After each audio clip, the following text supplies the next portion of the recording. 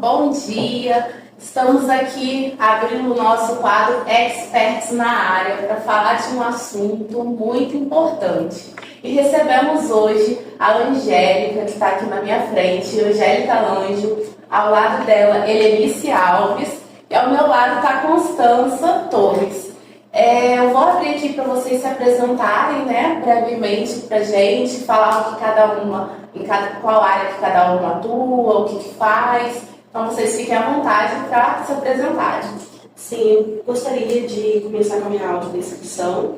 Eu sou uma mulher negra, de baixa estatura, de cabelos fechados na altura do ombro, na cor ruiva cobreado. Estou vestindo uma blusa marrom social, né, de manga longa, com um colete preto.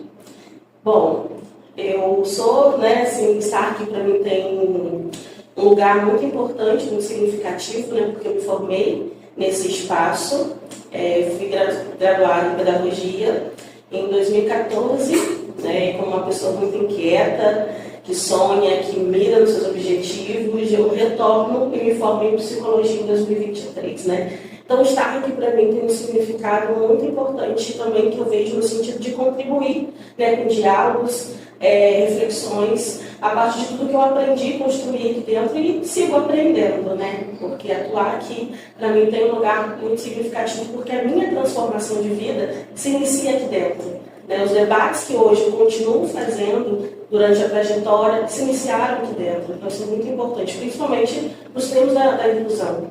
Né? Porque foi lá na pedagogia que eu tive uma professora que falou: olha, vamos fazer um curso de Libras a partir da disciplina, né, da licenciatura, que é obrigatória. Então essa professora teve um papel, a Adriana Glória, teve um papel muito importante de agente transformador.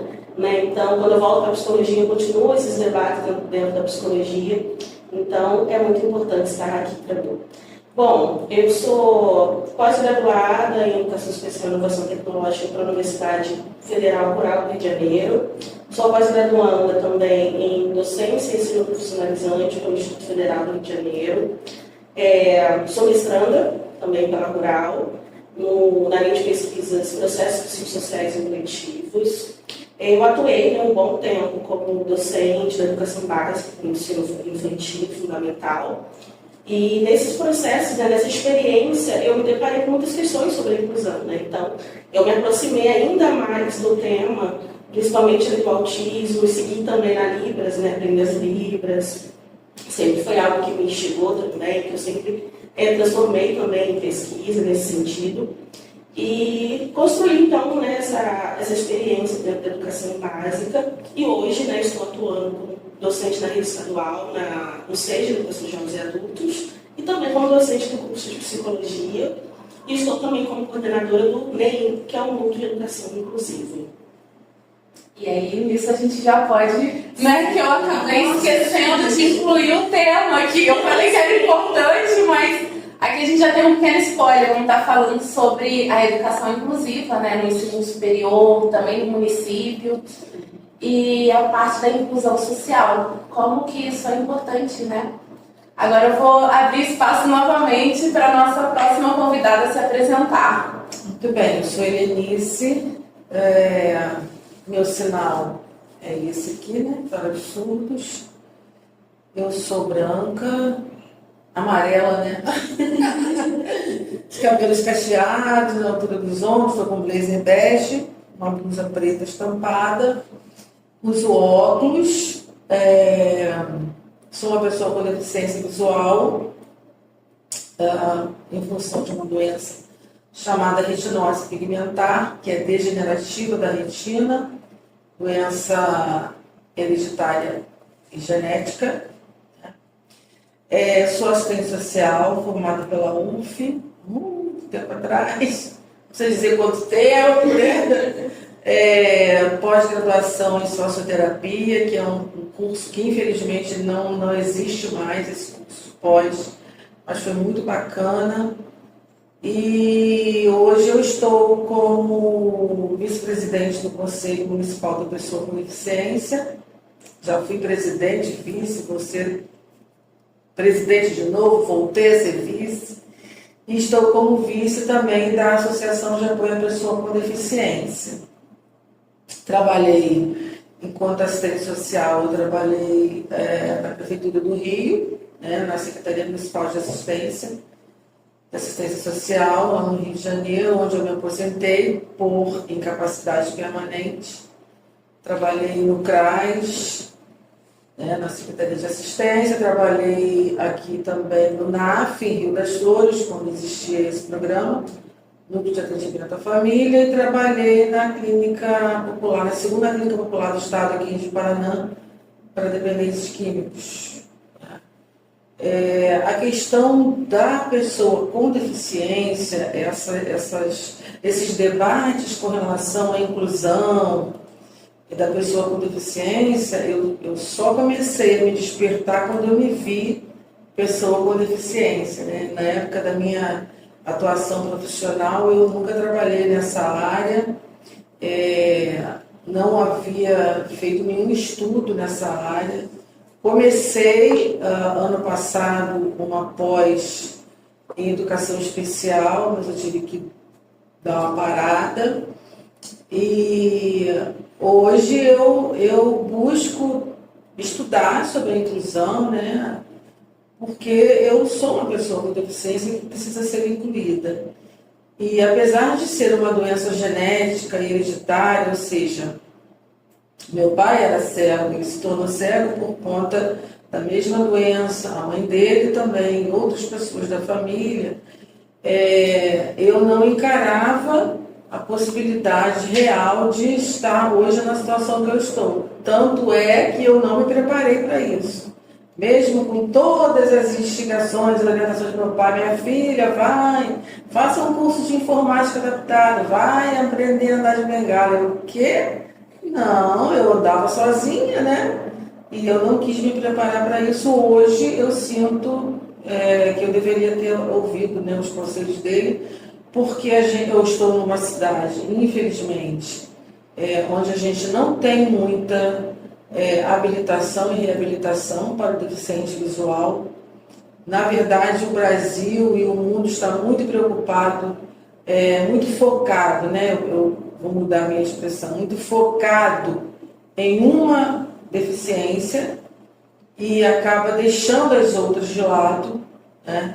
Então, eu acho que a gente precisa muito trabalhar essa questão da inclusão da pessoa com deficiência visual. Preciso abrir o espaço, preciso habilitar, reabilitar. Eu sou uma mulher de 58 anos e eu preciso ser reabilitada ainda, né? Então, sempre é importante falar da inclusão da pessoa com deficiência como um todo, mas eu defendo a bandeira da deficiência visual, né? Sendo que estamos na associação que defende os direitos de todas as pessoas com deficiência, que apoia todas as pessoas com deficiência. O Conselho Municipal também atua em todas as deficiências. Mas eu sinto muito essa falta na nossa cidade de se realmente abrir espaços para a habilitação e reabilitação do adulto, principalmente com deficiência. Sim. Importante, né? Vamos daqui a pouco adentrar mais nesse assunto. Constância, fica à vontade. Bom dia. Eu sou Constância, eu sou uma mulher branca, de cabelos pretos, eu tenho um piercing redondo no nariz, eu estou usando um macacão preto com estampas meio florais quadriculadas brancas, um casaquinho de tricô preto e atrás de mim tem uma parede branca. Eu estou na minha segunda graduação, né, atualmente, eu sou graduada em Direito aqui pelo Unifaá. Eu não me adaptei muito à profissão e depois de muito pensar eu resolvi me inscrever na psicologia e atualmente estou cursando o 10º período na mesma instituição. Eu tenho pós-graduação em psicologia existencial humanista e também sou pós-graduada em psicologia organizacional e gestão de pessoas. Eu sou uma mulher LGBTQIAPN+, e eu tenho processamento auditivo central, que é um distúrbio na audição com atenção, e aí às vezes eu perco, quando tem muito estímulo auditivo, eu não consigo entender o que me é dito. Eu atualmente sou acolhida aqui pelo NEIM, né, no Unifaá, então eu tenho recursos especiais para realização de provas, e eu sempre tive muito interesse no como seria ser não verbal. O que aconteceria se, por algum acaso, eu ficasse não verbal. Então, isso me levou muito a querer compreender um pouco mais sobre a língua brasileira de sinais, a Libras, que eu comecei o curso, atualmente por conta de outros compromissos, eu tive que dar uma parada, mas eu pretendo retornar, porque quando eu graduar, uma meta que eu tenho é de ser psicóloga bilíngue, né, português Libras. E, assim, através de disciplinas incríveis, professoras maravilhosas como a Angélica, né, eu tive a oportunidade de adentrar um pouco mais, né, nesses estudos e começar a pensar realmente se nós temos, de fato, espaços com acessibilidade, né, a reparar esses espaços, a repensar realmente nossas atitudes. Então, acho que é isso. Eu vou me apresentar agora, aprendendo com vocês. Sou Bianca, eu sou aluna de Direito aqui do 7º período do Unifar.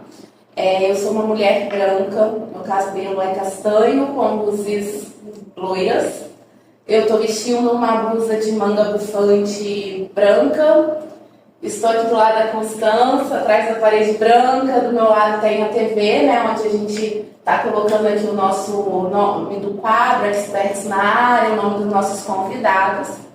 Eu vou falar porque eu acho que vai ser pertinente ao tema.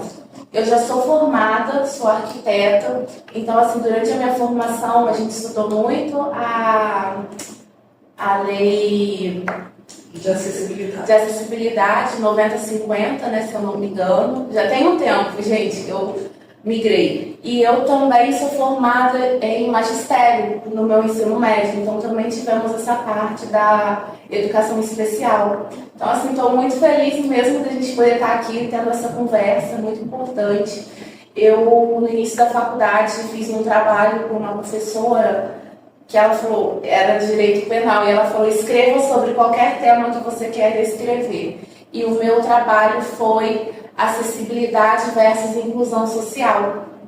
Até onde a nossa acessibilidade realmente é inclusiva, né? E isso eu vim trazer a reflexão lá da arquitetura, porque, dado o momento, todos os projetos de reformas, eles já eram obrigados a serem acessíveis.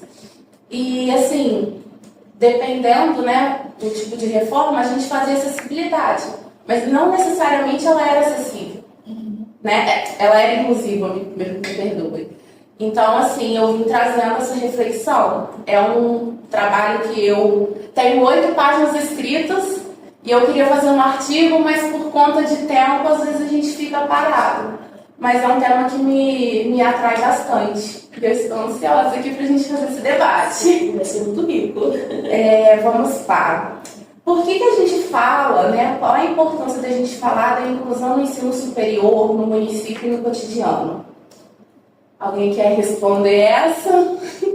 Eu acho que a Helenice já começou falando uma coisa muito importante, né?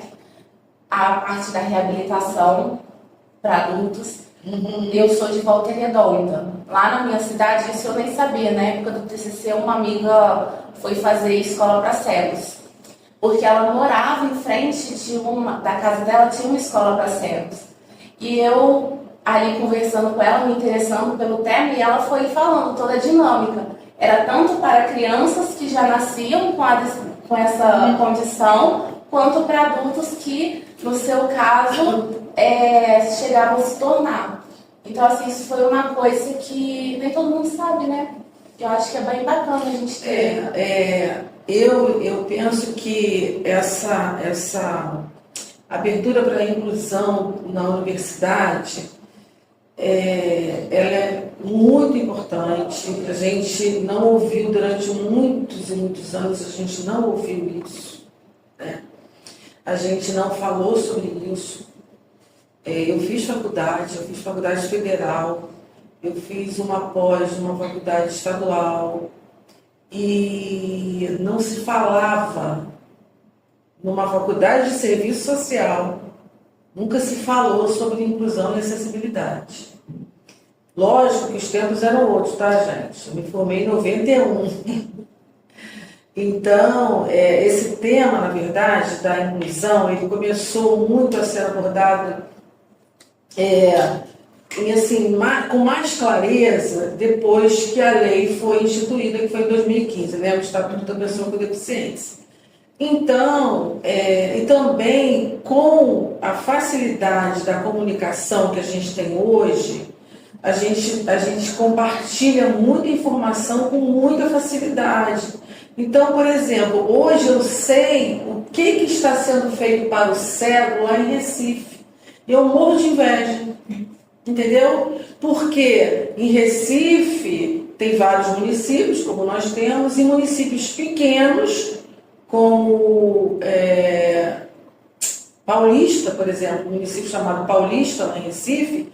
Eu tenho um colega de WhatsApp que hoje ele é deficiente visual e ele é coordenador, diretor de direitos humanos do município, e dentro dessa gestão dele, de direitos humanos, tem várias diretorias, e tem a diretoria da pessoa com deficiência. Então, você vê que em vários lugares do Brasil e do mundo está se falando muito mais da inclusão. E aí as pessoas começam a despertar para querer estudar. Não é? Gente, quantas pessoas hoje com deficiência estão entrando nas universidades? E será que as universidades estão prontas para receber esses alunos? Alunos com déficit de atenção, alunos com autismo, alunos surdos, alunos com deficiência visual. Gente, é muito complicado para a gente, deficiente visual. Eu sou baixa visão, na verdade, né? Eu tenho entre 5% e 10% de visão. Então, será que as universidades estão prontas para me receber? É uma questão que precisa ser discutida. Como que um curso de psicologia ou um curso de direito receberia um aluno com deficiência visual? A gente precisa da audiodescrição, a gente precisa da tecnologia assistiva, a gente precisa do ledor na hora da prova, a gente precisa estar usando um computador, um notebook, um celular para gravar a aula. Então, tudo isso tem que ser muito bem discutido, muito bem pensado, né? E sim, por exemplo, a gente tem a máquina de Braille, né, que é a Perkins Braille, uma máquina tão cara, e seria tão interessante que as universidades estivessem preparadas, né, cada curso, pelo menos, de uma universidade com uma máquina Perkins Braille para atender um deficiente visual, que é muito mais fácil a gente digitar na máquina do que a gente tentar absorver tudo aquilo que está sendo dito na aula e gravar e botar no celular, enfim. Então, é uma discussão importantíssima. O deficiente físico, o deficiente auditivo, ele quer estudar, ele quer se capacitar, ele quer entrar no mercado de trabalho. Ele quer inclusão, né? Ele quer inclusão. Está incluído. Para mim, quando você começou a trazer sobre os recursos, fez uma pegada muito grande assim para mim, porque nesse momento a gente está falando um pouco sobre, né, a inclusão e os espaços com acessibilidade dentro do ensino superior. Mas muitas vezes a gente não pensa em um ingresso para esse ensino superior. Assim, ano passado eu trabalhei como monitora de inclusão no Enem, né? Eu trabalhei como ledora. E parece uma coisa assim, o termo ledora, uma coisa muito simples. E não é. Tem todo um estudo, tem toda uma questão de tom, de como ler, de como realmente fazer aquilo, a interpretação ser acessível. E eu acho que é uma coisa que a gente não pensa, como você falou, né? Seria tão fácil se toda a universidade tivesse uma máquina de Perkins Braille, mas será que vai ter alguém capacitado para manejar essa máquina, para levar ela para o estudante? Então, assim, eu acho que tem tantos outros fatores que, na prática, a gente fala, nossa, mas seria fácil se tivesse isso, mas seria de fato? A gente teria o treinamento para essas pessoas, porque, assim, é necessário que as pessoas sejam capacitadas também. Sim. E isso é um movimento que eu não vejo, principalmente no interior, né? Você fala do estado do Rio de Janeiro, que é onde a gente se localiza, mas a capacitação dos profissionais. Eu acho assim, olha, o fato da gente estar aqui hoje falando sobre isso é assim uma abertura muito grande, porque se esse podcast vai chegar aos alunos da psicologia, vai chegar aos alunos de outros cursos,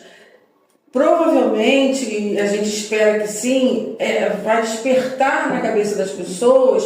Ué, a gente nunca tinha pensado nisso. Né? Eu nunca tinha pensado que precisa de uma adaptação para o cadeirante subir, para o cadeirante estudar. Aqui tem um menino que foi formado aqui em psicologia, o Lucas Paiva, né? E ele é um menino inteligentíssimo, né? Então, as pessoas querem estar incluídas e precisa que a sociedade, e aí a gente está mais restrita aqui nesse momento a uma universidade, seja preparada para receber as pessoas com deficiência. Não é a questão... Quando a gente fala em acessibilidade, o que a gente logo pensa? AMPA, piso tátil, que é mais banheiro adaptado, intérprete de Libras, mas não é, tem tantas outras coisas, né, que são importantes. E a acessibilidade, desculpa te cortar, ela é muito importante para dar autonomia, né, para o indivíduo, para ele não ser dependente apenas de estar ali sempre com uma pessoa. Por exemplo, se temos a máquina, como que é o nome da Plexguide, da autonomia, né, para você não depender de somente gravações, ter alguém ali escrevendo ou lendo. Eu, por exemplo, sou uma pessoa que eu sempre gostei de estudar escrevendo. Meus livros, a minha Bíblia mesmo, que eu sou cristã, né? E a minha Bíblia era toda marcada, toda escrita, porque eu gostava de registrar as coisas. Ouvi uma frase, então eu gostava de escrever ali. Os meus textos da faculdade, os livros, todos marcados. Hoje eu não consigo mais isso. Então eu tenho muito mais facilidade de gravar o que eu escrevo do que gravar ouvindo. Então, aí você falou, não teria um profissional capacitado para manusear a máquina, mas o próprio deficiente visual é que ele vai manusear aquela máquina. Lógico que vai ter que ter eu falo de manusear de levar para a manutenção e tudo mais.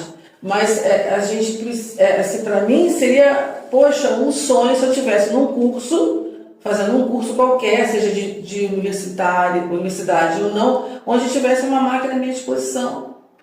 Né? Então, é realmente importante que as pessoas ouçam isso, que as pessoas procurem saber o que é uma máquina, o que é o Braille, o que é Libras. Libras é uma língua, né? É língua brasileira de sinais, não é um acessório para o deficiente auditivo, é uma segunda língua, ou seja, a primeira língua, é isso? Do surdo, a sua segunda língua é o português.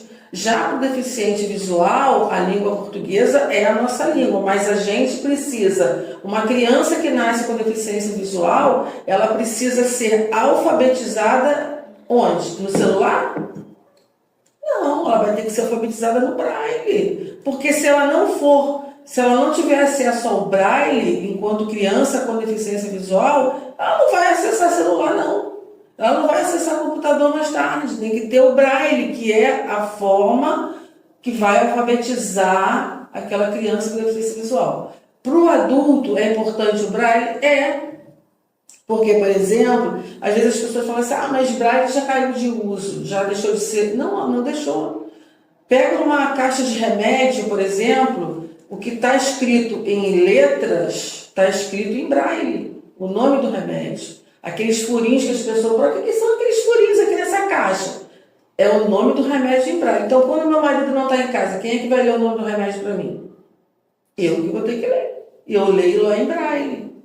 Entendeu? Então, é importante ter essa discussão desde lá do ensino fundamental até o pós-doutorado. Sim, vocês estão falando sobre a questão da autonomia, né? E é uma pergunta que eu sempre faço. Eu falo, não tem como falar de acessibilidade sem falar de autonomia. Se a gente não está dando autonomia, a gente não está dando acessibilidade.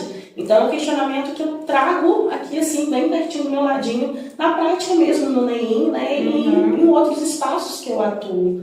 Né? Então é muito importante pensar nessa autonomia, nessa acessibilidade, mas olhando para a autonomia do sujeito. Né? Você quer ver uma coisa interessante? Eu dei para a Angélica, né? Já estava conversando sobre uma sugestão, uma ideia de fazermos uma atividade no próximo mês com os cursos da FAM sobre a deficiência física, auditiva, então, sobre todas as deficiências. E eu tive a experiência de participar por 2 ocasiões aqui com o curso de educação física, numa disciplina que eles tinham, não sei se ainda tem, que é o esporte adaptado. Então nós participamos, deficientes visuais, e na época acho que teve deficiente físico também.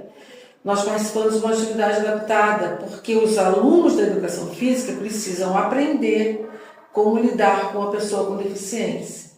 E os meus professores de academia hoje, que eu faço academia, os 2 foram formados aqui, tiveram essa disciplina e eles têm uma facilidade enorme de lidar comigo. Cada um à sua maneira, né? Um é todo gentleman, né? Dá o braço para segurar, o outro vai me empurrando, né? Pelas costas, um já fica do lado, o outro já comanda de mais de longe, mas eles tiveram essa capacitação. Exatamente, eu acredito muito nisso. Enquanto a gente não trazer para debate, para diálogo, entender que sim, é uma vulnerabilidade que está na estrutura da sociedade, então estará na estrutura também do ensino superior. Então, assim, quando a gente não começar a construir esse debate aqui dentro, a gente não caminha, né? E às vezes o debate da inclusão é muito presente em cursos muito específicos. Às vezes na pedagogia, na educação física está caminhando, mas os cursos também da saúde, medicina, enfermagem, o direito. O quanto as pessoas querem saber que direitos que elas possuem, como elas podem caminhar para poder alcançar a efetivação desses direitos. Né? Então, enquanto a gente não começar a falar disso dentro de um currículo, não como uma coisa opcional, vamos passar, não, que faça parte da formação. Enquanto a gente não começar a pensar por esse viés, a gente não consegue falar de uma inclusão que funciona, sabe? Então, isso é muito importante, assim, chamar esses cursos, convocar, né, esses cursos para pensar junto, construir, porque é isso, não está pronto, não está dado, vai ser uma construção. Às vezes realmente a gente não vai estar preparado, mas não dá para dizer que a gente não está preparado fica só por isso. Sim. Não estamos preparados, mas estamos construindo, buscando. Poder trazer para reflexão, né? Para trazer a consciência, para pensar. Exatamente. No que eu posso ajudar. Né? E o grande desafio foi que a Artemis falou no início que me chamou a atenção. Por que isso? Porque quando a gente não tem, né, a deficiência no nosso corpo como marcador social, geralmente não vai sensibilizar. Né? Então, a gente precisa se desafiar a ser atravessado, por mais que não esteja marcado no nosso corpo. Tem questões que só a Helenice vai conseguir perceber. Sim. Só ela vai saber sentir. Mas eu, enquanto profissional nos lugares que eu ocupo, eu também tenho o papel de olhar e falar, poxa vida, não pensei sobre isso. E a importância da participação da pessoa com deficiência nesse processo é muito importante. E eu, assim, uma briga que eu tenho muito com os meus pares, né, que a gente fala, os que são deficientes visuais, é a participação social. As pessoas estão muito acomodadas, elas querem as coisas prontas, mas não querem lutar para que as coisas aconteçam. Então, tem uma frase, tem 2 frases que marcam muito a trajetória da inclusão, que é o nada sobre nós sem nós, ou seja, não adianta falar sobre inclusão da pessoa com deficiência se você não vive ou nem assim de perto aquela questão, né? Você tem que, ou então ter alguém ao seu lado que esteja vivenciando a situação da deficiência. É importante essa participação. E a outra, inclusive, é uma frase de uma gestora da Netflix, que ela diz assim, diversidade é chamar para festa, inclusão é tirar para dançar.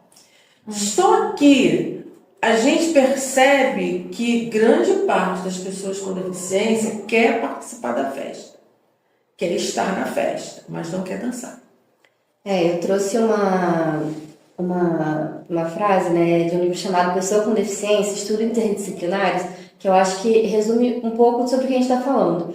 Ela debate sobre a questão justamente da autonomia, da capacidade da personalidade das pessoas com deficiência. E fala assim, A deficiência é, portanto, uma expressão da diversidade humana e apenas se torna uma questão de injustiça quando a estrutura básica da sociedade não consegue tratá-la com equidade, impondo às pessoas com deficiência barreiras físicas ou morais e de dificuldade de acesso aos ambientes sociais. E eu acho que é muito sobre isso. Eu acho que a todo momento, quanto sociedade, né, eu falo pelo menos por mim, eu só fui colocada no lugar de pensar a inclusão, a equidade, a diversidade a partir do momento em que eu tive o contato com alguma pessoa que realmente necessitava daquela acessibilidade. E é muito sobre isso que você falou, sabe? De trazer as pessoas com deficiência como participantes desse processo. Porque só essas pessoas sabem dizer o que de fato elas precisam. Eu acho que é muito fácil, enquanto ser humano, enquanto nossa subjetividade, a gente atribuir as nossas percepções pessoais sobre aquilo que alguém necessita, sem de fato constatar o que você de fato necessita. A teoria sem a prática não funciona, a prática sem a teoria também não, então tem que estar os dois juntos. Andar lado a lado, né? Angélica, você estava falando sobre o NEI, né? Isso. E conta pra gente como é que ele funciona, como o aluno pode ter acesso, como que é esse trabalho? Então, o NEI é o Núcleo de Educação Inclusiva, né? Ele é um setor que ele é vinculado ao Centro de Saúde e Qualidade de Vida do Estudante. O NEI é um espaço que vai se pensar e politizar as ações, né, inclusivas. Então, a gente tem um espaço que a gente até chama de acolhimento, a gente não chama de atendimento, né, porque acolher também é ser inclusivo, né? Então, a gente tem uma escuta muito atenta, muito cuidadosa para os estudantes que nos procura para entender as especificidades e singularidades que nós temos, né? Nós estamos num lugar que é marcado pela diversidade, né? E dentro dessa diversidade nós temos singularidades e subjetividades, então é muito importante que a gente tenha esse olhar, né, respeitoso para esse estudante. Então é um lugar, né, que vai construir adaptações, pode ser atitudinais, arquitetônicas, pedagógicas, juntamente com o seu estudante, porque não é a gente que coloca para o estudante o que ele precisa, mas sim é o estudante que nos fala, nos procura e nos diz o que ele precisa e juntos nós construímos as adaptações necessárias, né, para que ele possa ter, sim, um espaço igualitário e equitativo no seu processo acadêmico, né? Porque, às vezes, as pessoas vão enfrentar desafios acadêmicos, algumas limitações na aprendizagem, até porque limitações todos nós temos. Então, a gente tem suporte hoje dentro do NEM para que a gente possa, sim, ofertar um processo acadêmico, né, mais tranquilo, um bem-estar. E não só pensando no processo de aprendizado, mas pensando também no senso de pertencimento. O quanto esse estudante se sente pertencente de ocupar esse lugar, porque esse lugar é de todos nós, esse lugar é de todos, né? Então também a gente se preocupa muito com esse senso de pertencimento. Então a gente encontra algumas adaptações específicas, né? Depende muito do caso a caso. Nós temos também um trabalho de orientar, né, os coordenadores, os professores, promover diálogos, promover ações juntamente com a comunidade acadêmica, né? Às vezes esse é o grande desafio, porque nós somos um setor intersetorial. A gente precisa dialogar com toda a comunidade acadêmica, sensibilizar, às vezes, os demais setores que não estão naquele mesmo fluxo que você está, né? Então é desafiante, porque a gente precisa trabalhar em uma engrenagem, porque o NEM, a inclusão não é uma responsabilidade somente do NEM, é um compromisso institucional, né? Então, às vezes, mobilizar esse compromisso, né, precisa de todo um movimento, né? Então, às vezes, isso é um pouco desafiante, mas estamos caminhando. Acho que o importante é isso, né? É você conseguir avançar e entender que, sim, é uma vulnerabilidade, mas que está caminhando, que as pessoas estão pensando, estão abertas, né, a repensar a sua prática. E assim, o estudante pode nos procurar em qualquer momento da sua trajetória acadêmica. Então, se ele entendeu que ele está, né, passando por algum desafio no seu processo de estar aqui, no seu aprendizado, que esteja afetando, né, a tua qualidade de vida, ele pode nos procurar. Nosso principal canal hoje é o protocolo. Então, no portal do aluno, esse aluno pode abrir o protocolo direcionado ao NEM, né, e ali a gente já vai agendar um acolhimento. Porque às vezes é isso, porque o estudante, né, que apresenta um laudo, um atestado médico, ele não é aquele laudo, ele não é o diagnóstico dele, é um sujeito. Então, eu quero saber quem é esse sujeito, para além do seu laudo, para além do seu diagnóstico. Né? Então, ele apresenta ali, às vezes, esse documento, mas em acolhimento, em consonância com o que ele apresentou em documento, e principalmente através do seu relato, da sua história de vida, sobre o que ele traz como desafio, nós vamos alinhar as adaptações necessárias e possíveis para ele naquele momento. E nós, depois dessa a gente fala que é implantar, né, recursos educacionais específicos, a gente vai acompanhando esse estudante, se está funcionando, se não está, né? A Constância sabe que eu falo, olha, vem, volta, gente, tem que me contar se está funcionando, como que está seu desempenho, como que você está se sentindo a partir dessas adaptações. Isso é muito importante. Então, eu tento sempre fazer esse vínculo, né, com esses estudantes para que eles retornem e que a gente possa ter esse diálogo sempre, porque é ele que é o protagonista, né, é ele que vai dizer o que está funcionando, o que não está. Nós temos também via e-mail, né, o estudante pode fazer também contato pelo e-mail, mas a via comunicação seria o protocolo. E se precisar falar com a gente, nós ficamos ali na sala, em cima da cantina do Rabinho, subindo aquela rampa na segunda porta branca. Então, também se precisar nos procurar, pode ir diretamente lá. E basicamente é isso. Vocês estão abertos, né? Estamos com certeza abertos. Isso é muito importante, é bem bacana. E assim, entender que cada caso é um caso, né? Exatamente. A Helenice tinha comentado que se ela tivesse já se preparado, que era uma coisa que ela nunca achou que poderia acontecer, mesmo já tendo nessa condição na família, seria diferente. Seria diferente. Poderia ser diferente o acolhimento que seria dado. Hoje, o caso, por não ser uma pessoa reabilitada, como ela falou, teria que ser um outro tipo de abordagem, né? Acredito eu. Então, é importante também vocês, com certeza, terem esse trabalho e essa percepção, né? É porque vai chegar um aluno com deficiência visual que ele já tem toda a habilitação, né, para poder estudar. Igual eu conheço tantos que estão fazendo direito, pedagogia, e que já se formaram, estão trabalhando e tudo.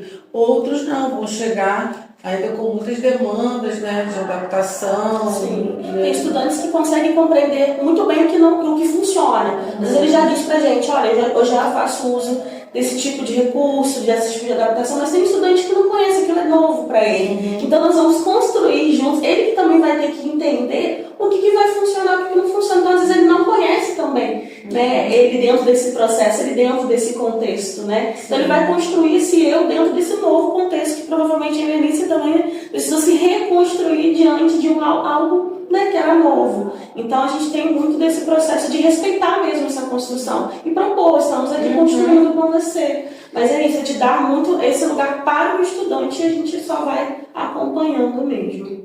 Helenice, você está no Conselho Municipal, né? E também na Associação de Apoio de Pessoa com Deficiência. Como que é esse trabalho aqui em Valença?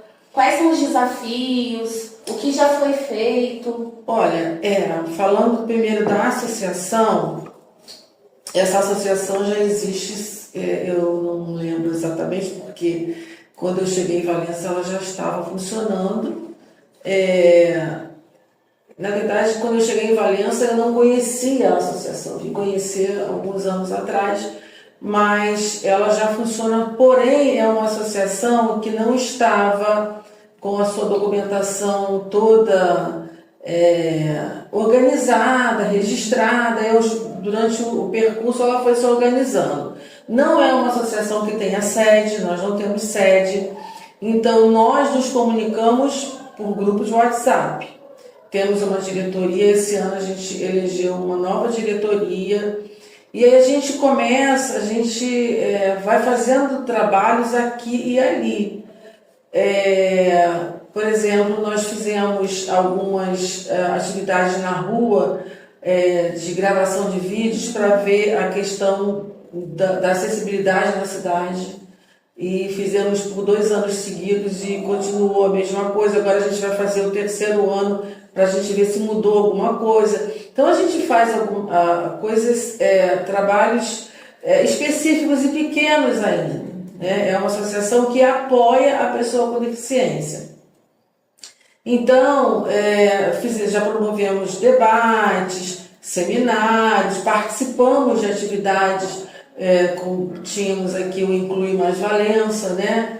E participamos durante alguns anos desse projeto. E agora a gente está querendo, esse ano, como a gente assumiu a nova diretoria agora em julho, a gente está com planejamento assim a curto prazo, né, para esse ano e pensando em algumas coisas para o próximo ano. Mas é uma associação que está para apoiar, para orientar as pessoas com deficiência. Então, assim, por exemplo, teve um senhor que me ligou porque ele foi numa advogada, se eu não me engano. Sim, ele veio aqui no direito, no atendimento jurídico, e aí a pessoa que o atendeu falou de mim e ele me ligou pedindo algumas orientações. Então é um trabalho ainda de formiguinha, né? É um trabalho que não está assim muito expandido por falta de recursos. A gente não tem uma sede para poder fazer o apoio necessário, mas a gente está para apoiar as pessoas com deficiência e as famílias.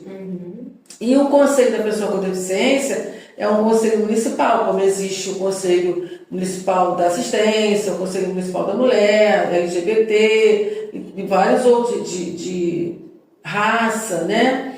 E é um conselho que o conselho ele é um órgão fiscalizador, né, de defesa de direitos também. Então a gente procura sempre atuar em parceria, o conselho com a associação. Geralmente a gente faz as atividades em parceria e a gente faz as fiscalizações, por exemplo, se tiver uma solicitação do Ministério Público para fiscalizar determinada instituição que atenda a pessoa com deficiência, o Conselho vai estar presente. Se tem uma solicitação do Ministério Público para fiscalizar a empresa de ônibus, o Conselho vai fazer essa fiscalização, né? E também recebemos denúncias de pessoas comuns, né? Que não seja via Ministério Público, mas a pessoa pode procurar o Conselho. Existe a Casa de Conselhos que funciona lá na antiga Odonto, né? No mesmo prédio onde está a Secretaria Municipal de Assistência, e a maioria dos conselhos se reúne lá. A nossa reunião do Conselho Municipal da Pessoa com Deficiência é sempre a última sexta-feira do mês, às 9 horas da manhã. É uma reunião aberta à comunidade, porém, em questões de votação, aí só os conselheiros que podem se manifestar, mas as pessoas podem estar na reunião, podem procurar o conselho. Se tem uma denúncia, tem uma sugestão. O que a gente recebe muito é a reclamação de mães de crianças com autismo, né? Porque não tem diagnóstico, porque não tem neurologista, porque isso, e não tem monitor, porque não, né? Sim. Então essas são as principais reclamações as denúncias que a gente recebe.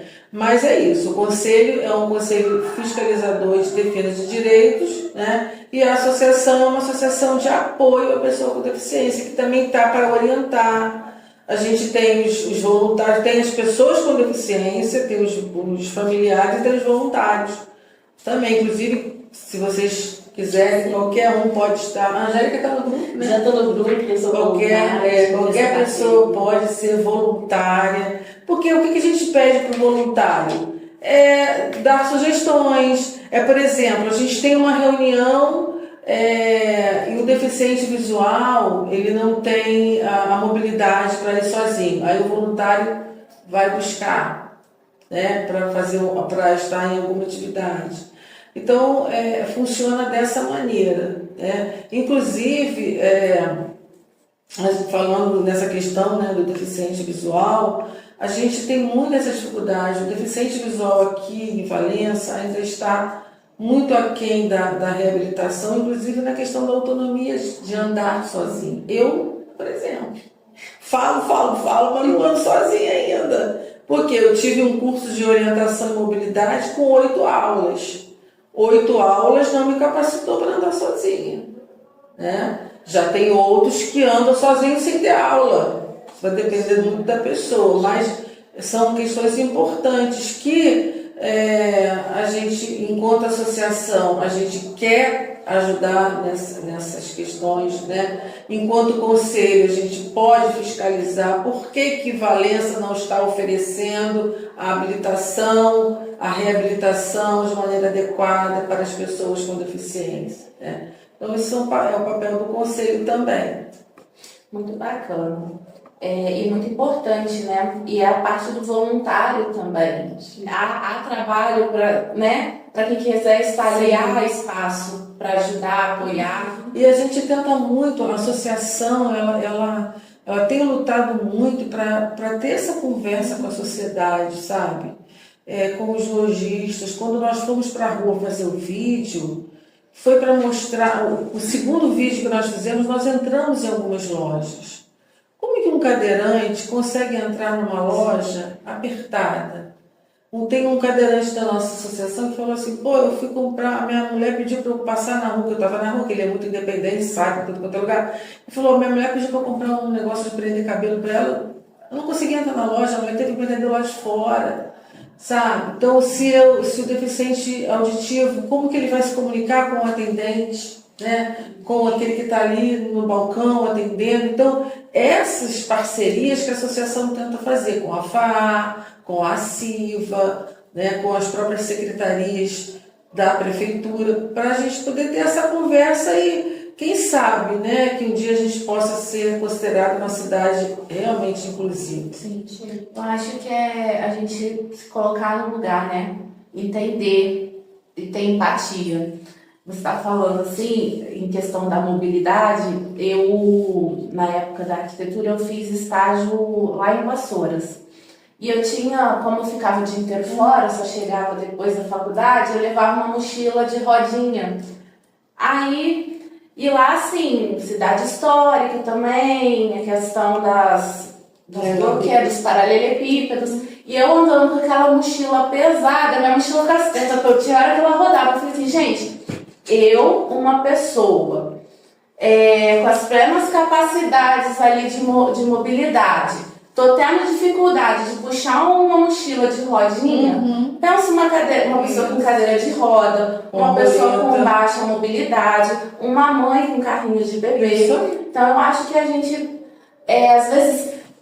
às vezes, infelizmente, é necessário experienciar alguma coisa para você pensar e se colocar no lugar do outro. Então, assim, eu espero que nossa sociedade evolua para a gente não precisar experienciar nada. Para a gente já pensar no outro, falando, poxa, como que eu posso ajudar a incluir essa pessoa? Como que eu vou botar assim, facilitar? Porque a gente sabe que, infelizmente, a nossa sociedade, ela não pensa na acessibilidade, na inclusão da forma que deveria ser pensada, né? Então, é assim, como que eu posso, hoje, incluir? Sim. E não só acessibilizar, mas oferecer autonomia para o indivíduo. Eu penso muito sobre isso, eu autonomia. vejo muito que, assim, a maioria dos espaços com acessibilidade que a gente tem, principalmente no nosso município, eles são feitos para cumprir a lei, para dizer que tem. Eles não são, de fato, acessíveis. Nós temos aqui na cidade rampas que, além de não estarem no padrão, não dão lugar nenhum. Não dão lugar nenhum, então você sobe, você dá de cara num poste, num muro. Exatamente. Onde que isso é acessível? Sim. E assim, e vai muito além. A Angélica, ela até me trouxe uma reflexão que eu parei para perceber, que aqui a gente tem muito evento no jardim, mas não tinha um sanitário para pessoas com deficiência. Sim. E quando tem um. Inclusive, você falou uma coisa interessante, o papel da associação, né? A associação começou a brigar com relação a esses eventos que começaram a surgir, né? Há uns anos atrás, os shows nas praças, os shows lá em cima na fábrica, e aí, por conta da solicitação da associação, começou a separar o espaço para a pessoa com deficiência, né? E foi por conta de solicitação via ofício para a Secretaria de Cultura, para o organizador do evento, que começou então a ter esse espaço específico para a pessoa com deficiência. Inclusive, por exemplo, na festa da Glória, na mesma época, na minha igreja, a igreja metodista, tem a festa de inverno. E é uma festa assim que dá muito movimento, tem muitas barracas, muito show, né? Teve palco montado e tudo. E aí no dia que eu fui, eu fiquei em pé assim na lateral. Aí eu, né, já fui cutucar a menina da logística. Ô menina, fulana, você é da logística da festa, cadê meu espaço? Eu quero ficar lá na frente do palco. Ah, pois é, não sei o quê. E ela tinha separado um espaço para uma moça cadeirante, né? Mas eu já instiguei, então na próxima festa de inverno tem que ter um espaço reservado para todas as pessoas com deficiência. Né? Isso é muito importante. Constança, você como aluna ali de psicologia, participando também do PET Saúde e Equidade, né? Um tema bem bacana. Estamos juntos, também participo lá do PET Saúde. Eu acho que é um projeto muito bacana. Liga acadêmica, sua liga, né? Conta um pouquinho pra gente da sua experiência, o que você pode falar da sua vivência aqui na instituição, na faculdade, como aluna, no tema. Deixa eu pensar um pouquinho. Bom, como você falou, né? Eu participo de algumas atividades aqui da faculdade. Eu sou da Liga, né, de Neuropsicologia e Psicopatologia e Neurodesenvolvimento também. E, por acaso, até a gente tem tratado esse período sobre neurodegenerativos. Então, assim, os impactos, né, que doenças, né, no cérebro, questões fisiológicas, tem no nosso dia a dia. Então, a gente fala muito sobre Parkinson, Alzheimer, a gente já falou sobre ela. E, assim, o que eu vejo, né? Enquanto acadêmica, eu vejo que o nosso espaço aqui do Unify tem evoluído muito, né? Quando eu entrei na faculdade, né, lá atrás, a FAM tinha nem rampa. Hoje eu vejo que a gente tem elevador, a gente tem o NEM, que hoje é uma coisa muito mais aberta, muito mais falada sobre. Eu descobri o NEM por acaso. Eu descobri o NEM porque eu tive um problema de braço e eu precisei que alguém transcrevesse as minhas provas. E aí perguntei aqui, ali, aqui, descobri que tinha uma professora responsável, entrei em contato por e-mail, e aí ela me explicou o que era o NEM, fiz minhas provas, e isso até, na verdade, me ajudou com o meu diagnóstico de PAC, porque eu percebi que eu tinha um desempenho muito melhor no espaço reservado para o NEM versus espaço normal de prova, porque toda semana de prova eu reclamava que tinha muito barulho na sala de aula, e que isso me atrapalhava. Então, assim, eu vejo que a gente hoje, aqui enquanto estudante, a gente está realmente construindo esses espaços, sabe? Eu vejo assim, pelo menos pela psicologia, nós temos diversas ligas que falam justamente não só, né, de temas como inclusão, mas a gente tem ligas que pensam sobre o contexto histórico-cultural em que nós estamos inseridos, sabe? E de construção do dito normalidade, né? O que é normalidade, né? Principalmente no contexto da psicologia. Uma coisa totalmente sem noção, na minha opinião, assim. É um padrão, né? É um padrão que não é padrão pra ninguém, assim, que não inclui ninguém, que é total excludente, né? E até mesmo a nossa profissão, né? Quando a gente pensa nos primórdios dela, né? E quando a gente pensa também, alguém falou mais cedo sobre a medicina, a psiquiatria, né? De realmente rever aquelas coisas do modelo médico que foi tão imposto pra gente, sabe? E que a gente ainda hoje tá vendo consequências, a gente tá repensando, sabe? Hoje, o meu curso, por exemplo, nós temos... Eu tive um professor que ele perguntava se alguém precisava de algum recurso em Libras. Então, ele teve essa preocupação, sabe? De entender a subjetividade de cada um. A gente tem matérias hoje que falam justamente sobre deficiência, inclusão. A gente não teve a oportunidade de ter Libras na nossa grade, infelizmente, que é uma coisa que eu vejo muito, muito como vital. E assim, acho que no geral é isso, mas assim, você falou do PET Saúde, né? Você falou que você também tá, eu não sei onde vocês estão atuando. Nas práticas integrativas. Nas PICs, nas PICs. O meu grupo ele é um pouco mais voltado para violências, né? E isso é algo que a gente nunca vai pensar na questão da inclusão. Assim, a própria unidade de saúde onde a gente atua, onde o meu grupo pelo menos atua, ela tem uma rampa, mas a cadeira não passa, por exemplo. Então, assim, como que aquela unidade faz para atender é um mistério. Assim, nós não temos profissionais na unidade que eu atuo que são pessoas com deficiência. Então, talvez pensar um pouco mais sobre esses papéis que a gente exerce enquanto... tem uma frase do PET que é muito, para mim, é muito significativa, que é nós, enquanto futuros profissionais da saúde. Então, que papel a gente está fazendo agora, mesmo que não seja proposta, porque, assim, a gente está falando de equidade. Sim. Enquanto futuros profissionais, como que isso vai ser feito, né? Então, eu sei que a fala ficou um pouco desorganizada, mas... Eu queria aproveitar essa fala desorganizada dela, ela disse, né? Não sou eu, ela que disse. Mas não tem nada de desorganizado.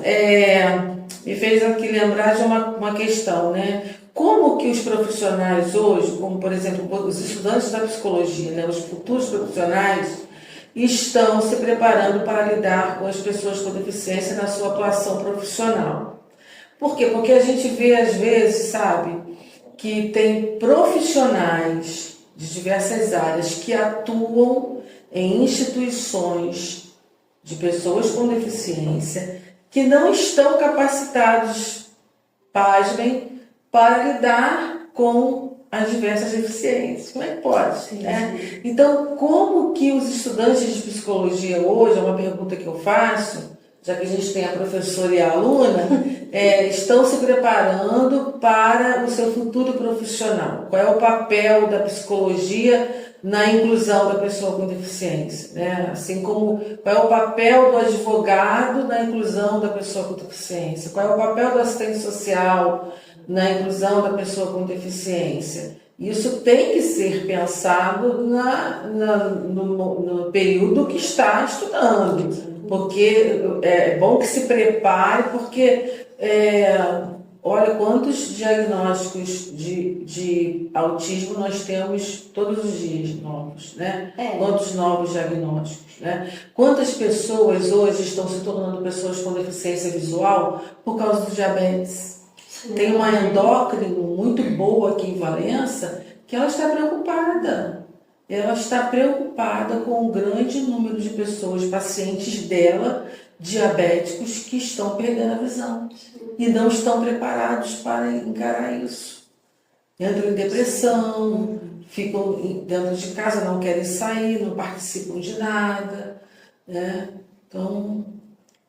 eu vejo assim, na psicologia, que apesar da importância extrema que isso tem, eu não falo assim dessa instituição de ensino não, tá? Eu falo na psicologia como geral, porque eu participei como representante estudantil, inclusive no último Corepse, que é quando a categoria profissional se reúne para discutir as práticas de psicologia. Eu participei no Rio de Janeiro e depois a gente elegeu delegados para irem para Brasília debaterem isso. A conversa que eu vejo geral é que, assim, apesar da gente ter, principalmente hoje, eu vejo que se fala muito sobre o TEA e TDAH, né? De haver uma preocupação um pouco maior sobre como, enquanto futuros profissionais, a gente vai conseguir trabalhar essas subjetividades na prática, enquanto psicologia, enquanto ciência e profissão no Brasil, eu vejo que a gente ainda tem muito a debater, sabe? Eu vejo que a categoria em geral ainda não conseguiu se desenvolver enquanto até mesmo uma política pública de como trabalhar isso desde o ensino, desde a base até os profissionais que já estão aí, né? Como eu falei mais cedo, eu tenho um interesse muito grande pela Libras, então assim,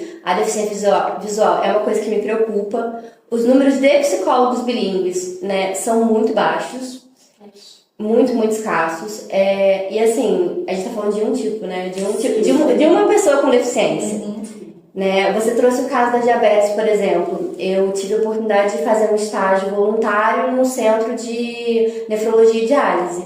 E a gente teve um paciente que, justamente por conta da diabetes, perdeu a visão. Ele entrou num processo depressivo gravíssimo, que a gente, enquanto a minha supervisora, né, profissional na psicologia, e eu, enquanto acadêmica, a gente estava assim, se desdobrando para conseguir realmente acolher, para conseguir fazer o que a psicologia tanto preceitua, né? Essa coisa do acolher, do diversificar, do entender, porque ele não queria se abrir. Então, assim, eu não tenho uma resposta pronta, eu acho que é muito isso. Eu acho que há de se falar, é uma coisa que a gente precisa repensar para anteontem, porque tá muito presente, sabe?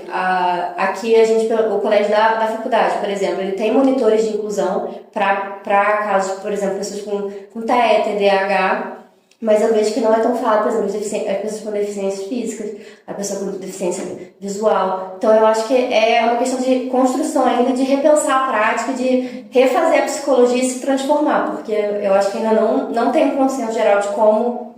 Posso complementar somente aqui em questão da pergunta? Ontem eu estava aqui na sala de inovação conversando com o Thiago.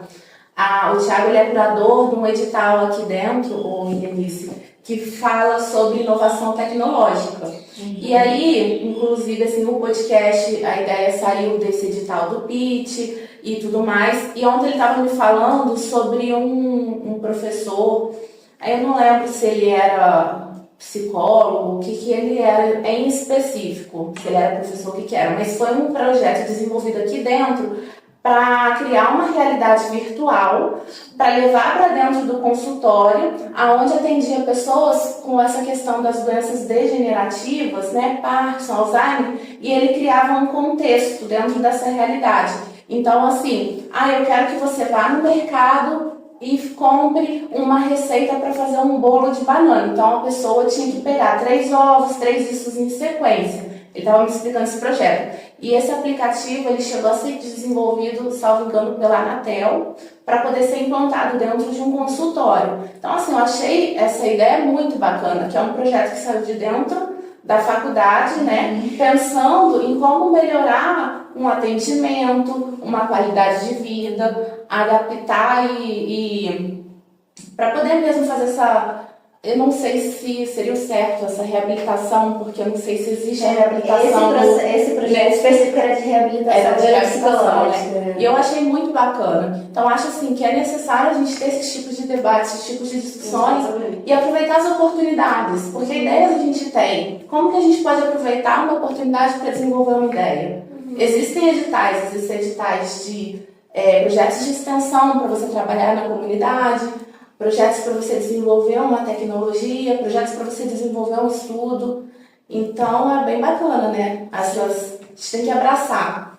Eu fiquei aqui pensando, né, nessa pergunta da Eunice, né, que é algo que me instiga, que eu trago para a minha prática, porque eu também penso, né, a todo momento e tento sempre ressignificar para pensar sobre o papel do psicólogo diante da inclusão, né? E é isso, não tem uma resposta, porque enquanto a gente não levar para dentro de currículo, não debater, a gente não vai ter uma resposta, a gente não vai chegar, né, no lugar de entender, esse é o meu papel. Então, o meu papel diante dessa questão, desse contexto, é esse. Então, enquanto a gente não debater, né, não levar para construir isso para dentro do nosso currículo, não transformar esse assunto só numa ação ou numa atividade ou em uma aula, mas sim uma implementação de currículo, que faça parte de um currículo. É uma rotina, né? Uma rotina. Então, quando a gente não compreender isso e começar a construir esse debate de uma forma muito, né, contínua e rica, chamando essas pessoas para construir juntamente com a gente não vai conseguir chegar de uma forma tão clara no qual é o nosso papel. Sim. E a psicologia tem um papel essencial, porque a psicologia ela vai oferecer instrumentos para que a gente possa ter uma escuta das singularidades. Então, assim, não é uma escuta só em relação à oralidade, mas uma escuta de se questionar estereótipos. A psicologia tem um olhar muito crítico. Então é ela que vai criticar, trazer essa crítica para esses estereótipos que nós temos. Ela que vai trazer esse olhar para essas estereotipias que já estão, né, tão engessadas, já tão cristalizadas. Então o papel da psicologia é fundamental. Ela tem uma grande contribuição diante do contexto, diante do tema, para olhar para as pessoas e construírem junto, com toda a criticidade que ela traz, com todo o olhar cuidadoso, escuta, e a escuta que ela promove, né? Então esse é um papel essencial, mas que precisa de fato ser construído. Por isso que eu sou assim, igual fruta madura que está se oferecendo. Onde me chamar, eu tô indo. Não, gente, né? eu sei de cara, eu fiquei tão feliz que eu pensei assim, Que- vai sentar. Fiquei bem tímida pra convidar, mas eu falei, vou convidar aqui. Gente, então, e assim, eu sou dentro da associação, é que eu fico, gente, a gente tem que marcar bem nas escolas. Aí eu ligo pro diretor de uma escola, e eu ligo, aí eu falei com a Angélica, vamos falar com os alunos dos cursos, né? Porque é tão importante e a gente percebe que quando a gente vai falando das coisas, as pessoas se interessam em aprender. Né? Por exemplo, a minha bengala, por que a minha bengala é verde? Essa daí eu posso. Assim, apareceu esses dias pra mim, gente, na internet, a questão da baixa visão, Indico total, né? Então, Aí você pode falar melhor, assim, que... então, a gente, para deficiente visual, são 3 tipos de bengala, né? É a branca total, que é para o deficiente visual total, a verde por baixa visão, e a branca ou a verde, que tem a última parte dela em vermelho, é o surdo cego, né? Que tem a síndrome de Usher, né? Que é surdo cegueira. E aí, aproveitando, eu quero dizer o seguinte, por incrível que pareça, apesar das pessoas não saberem, nós temos aqui em Valença 2 leis, tá? A lei da bengala verde, que foi criada por uma vereadora da época, Fabiane Vasconcelos, a meu pedido, porque assim, eu peço mesmo. Gente, a gente tem que falar, a gente tem que trabalhar em cima dessas questões, né? E aí eu falei, pedi para um, pedi para outro, ela aceitou o desafio e ela criou a lei da bengala verde, que é para a sociedade de Valença entender que se tem uma pessoa com uma bengala verde, ela é deficiente visual, ela tem todos os direitos do deficiente. Ela tem direito à fila preferencial, ela tem direito ao atendimento preferencial, ela tem todos os direitos que uma pessoa com deficiência tem. Por quê? Por que é importante a bengala verde? Porque hoje eu estou aqui com meu óculos escuro, mas eu tenho meu óculos de grau aqui dentro, que eu uso para mexer no meu celular. Então, se as pessoas me veem com o meu óculos de grau, eu estou mexendo no celular, daqui a pouco eu pego, boto a minha fantasia de cego, o óculos escuro e a bengala. Ué, gente, mas ela não estava mexendo no celular? Então, por que a bengala verde vai identificar o baixa visão? E tem uma outra lei também, que é justamente a lei que fala da diferenciação das cores, que é da mesma vereadora, e aí essa lei leva o meu nome. Ela me homenageou quando ela fez a segunda lei, que é da diferenciação das cores, mostrar as cores diferentes das bengalas, né?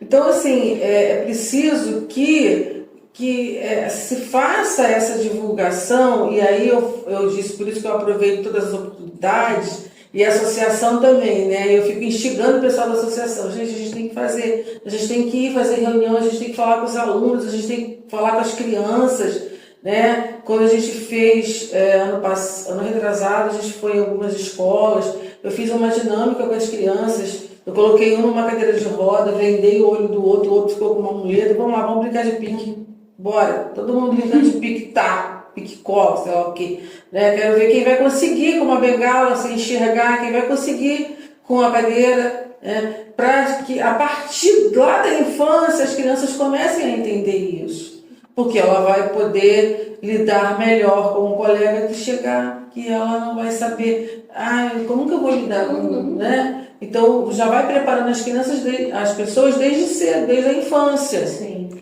E eu vejo que é um temor, né? As pessoas falam, mas como que eu vou lidar? Eu falo, gente, é muito simples. Se dirige a pessoa, pergunta como que ela quer que você lide. Não é você que decide, ela vai te falar como isso ela aí. quer. Inclusive me sigam no Instagram, tá? Qual arroba? Elenice Vasconcelos, eu tenho ficado esses 2 últimos meses, eu não fiz vídeo nenhum, mas eu dou dicas, né? Dicas de como lidar com a pessoa com deficiência visual. Né? Na maioria dos meus vídeos é isso. E tem um canal no YouTube também que é o Visão Inclusiva. E eu parei esses meses por causa do meu tombo, né? Eu levei um tombo, fiquei com várias marcas no meu rosto e tal. Então eu dei um tempinho para me recuperar. Mas é importante a gente falar dessas dicas, né? Como lidar com a pessoa com deficiência visual. E aí o motorista que foi me buscar, eu falei, vou te ensinar uma vez só, hein? Deixa eu segurar no seu braço. Ele falou, pois é, então me ensina aí, né? Porque a gente tem que não é no dia a dia, é toda hora a gente está ensinando e aprendendo. Não, e lembrar da pessoa, né? Eu acho que isso é o mais importante. Pessoa. A deficiência não vem antes da pessoa. É a pessoa com deficiência. Não é o ceguinho, não é o aleijado, né? Eu falo muito que o nosso vocabulário ele é muito político. Então, dependendo de como a gente reproduz certos vocabulários, né, que ainda está muito ligado a uma questão biomédica, da construção da história dos estudos da deficiência, a gente fica reproduzindo preconceitos através da própria linguagem, vocabulário. Então é muito importante a gente se atente para a política que está tão entranhada no nosso vocabulário em relação também à deficiência, né? Porque igual eu vejo pessoas falando, não, surdo, né, mudo, surdo mudo.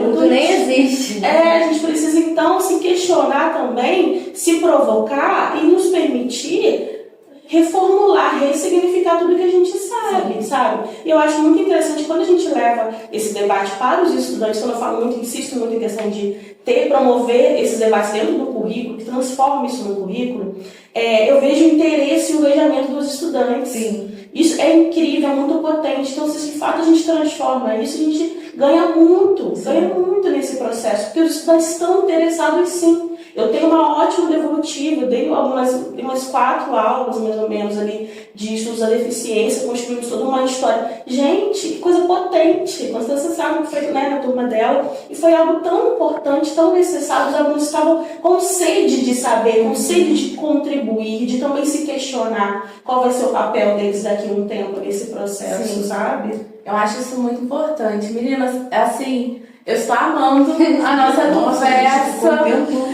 Amando. Por mim também. Mas estamos chegando ao fim. Acho que com reflexões aqui muito importantes. Inclusive, deixo aqui um pedido de desculpa caso eu tenha usado algum tipo de linguagem estereotipada. Mas acho que é importante a gente entender, reconhecer e se transformar, né? Exatamente. E eu acredito que não apenas eu estarei saindo daqui mudada, mas os nossos ouvintes também. Eu quero agradecer muito a presença de vocês. Vou deixar aqui um espaço para vocês deixarem uma mensagem para os nossos ouvintes, se quiserem deixar @ para acompanhar algum tipo de trabalho. Helenice já fez aqui.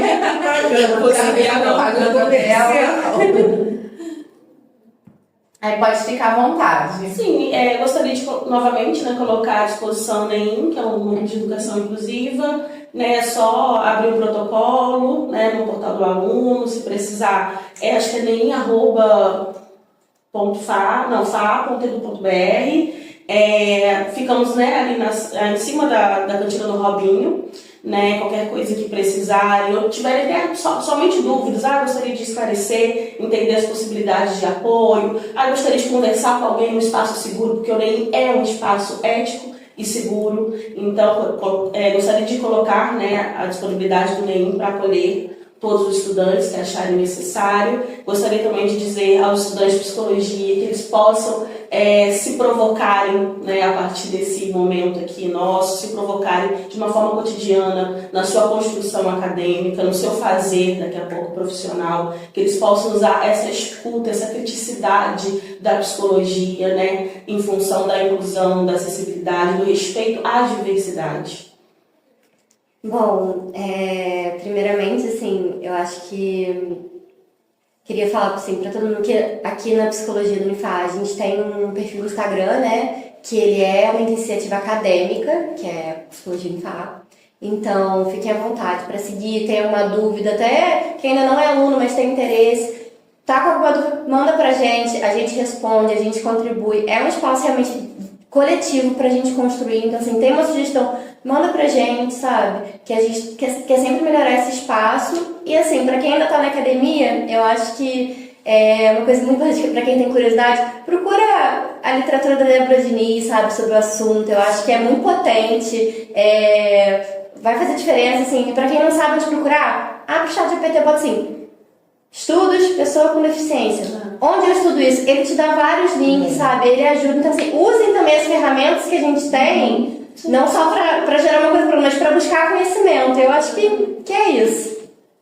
Helenice, quer deixar mais algum recado pra gente? Eu falo muito, gente. Eu quero agradecer pelo convite da Angélica, agradecer por esse momento de estar conversando aqui, reafirmar, né, Helenice Vasconcelos no Instagram e Visão Inclusiva no YouTube. E dizer para as pessoas com deficiência que sejam protagonistas da sua história, né? Não deixem que as pessoas pensem por vocês, né? As pessoas com deficiência precisam participar mais da sociedade, precisam dar mais a cara, perder a vergonha, porque não é fácil. Está aí um eixo que a psicologia pode trabalhar muito bem, essa questão da vergonha, né? Sim. De assumir a deficiência. Essa não foi identidade, fácil, né? Sim. Não foi fácil para mim assumir a minha gala, não, gente. Mesmo sendo filha de cego, neta de cego, não foi fácil. E aí, o que eu fiz? Eu fiz o canal no YouTube, quer saber? Então agora todo mundo vai saber, né? Sim. Agora todo mundo vai saber que eu sou deficiente visual. E aí eu fui, a partir daí eu fui me identificando, fui me assumindo e participando e colocando o que eu preciso, o que eu quero, o que eu não tenho, o que eu gostaria de ter. Então que as pessoas com deficiência sejam mais participativas, né, na sociedade. Sim, é muito importante a tua presença aqui, porque construir esse momento ao lado da Helenice, gente, isso é muito rico, muito importante e muito necessário. Sim. Eu gostaria mais uma vez de agradecer a disponibilidade, a participação de todas, a contribuição aqui das vivências, experiências e conhecimentos, com certeza experts na área. E muito obrigada. De coração, acho que isso aqui não tem preço, essa troca. É muito importante. E para você, ouvinte, siga nossas redes, unifaa.cast no Instagram, no Spotify e no YouTube Unifaa. Até a próxima quinta.